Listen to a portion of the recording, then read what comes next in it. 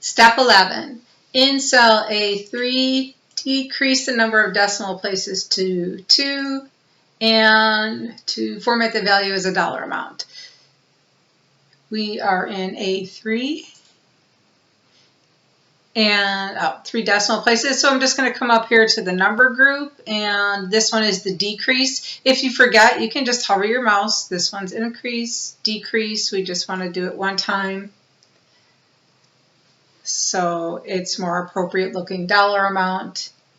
Step 12, we're going to apply an accent to A4 to I4 for the column headings right here, A4 to I4. And so the accent styles are in the cell styles group. My ribbon is not open all the way, so yours might look a little bit different. When it's open more, you see the tools a little bit differently, but we're in the styles group. And we're looking for accent 3, 40%. So that's right here. It's a little bit different than using the fill bucket. We're going to apply a counting number format to D5, from D5 to D15. So D5 to D15. And we're going to use the accounting number. So for a counting number in our number group here, we can just click on the $sign. And the difference basically between accounting and currency, there's not a shortcut, it's under here. And I'm going to switch to currency right now. So currency is considered to have a floating $sign, which means the $sign will always be next to the number, no matter how big or small. When we switch back to accounting always aligns the $sign on the left side of the cell.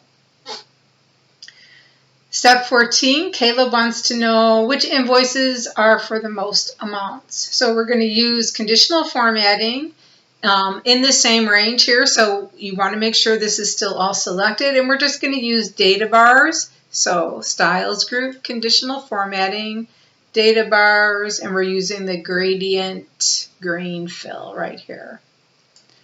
And this just gives you a little glance of which amounts are the highest, which are the least.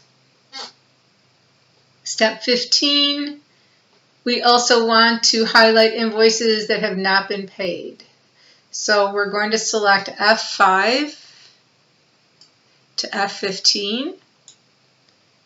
And we will use conditional formatting to format cells that are not paid, that equal N. So conditional formatting, you can say new rule if you want. I think I'll do a new rule. And up here, I'm going to choose format only cells that contain. And then I'm going to come down here and I'm going to switch this between to equal to. We can type the letter N. And we can choose format. And then you can choose your color that you want the font to be. They wanted the light red and the dark text. So, and actually, let's see. There's my dark text. And we can't do the colors that they ask for using it this way. So if you want to do it this way, though, it's actually fine with me. I'm going to hit my undo button a couple times. The way the textbook would have you get that default color would be to choose the highlight cells, and we would choose equal to. And here you can see it defaults to this color. We type the letter N and choose OK. So however you want to do that is fine with me. We're going to check the spelling. I actually keep spell check up here in my quick access. If your spell check is not up here, you should add it. And right here in this pull down, your customize, and you should see spelling right here. Click on it to make sure there's a check mark next to it. Do I want to continue checking? Yes. So healthcare is not spelled correctly, so I'm going to choose change. And it looks like we're good to go. Step 17, change the tab color of invoice tracker. So right click on the tab color, green accent 3. I